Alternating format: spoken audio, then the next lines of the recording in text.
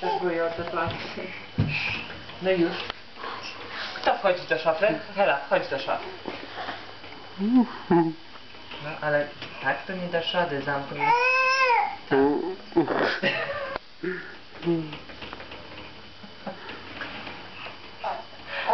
Nie zarób.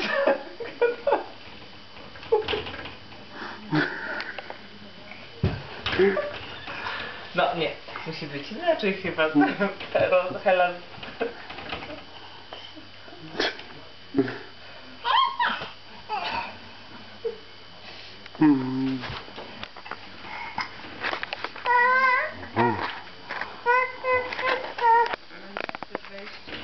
Jak tam jest zajęte?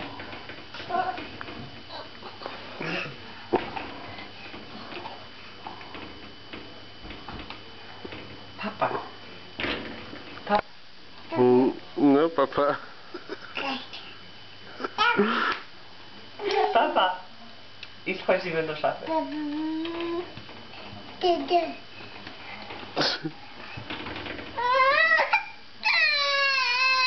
No tak miejsca tam jest za mało trochę. Jedna musi zwolnić trochę. O, Helena.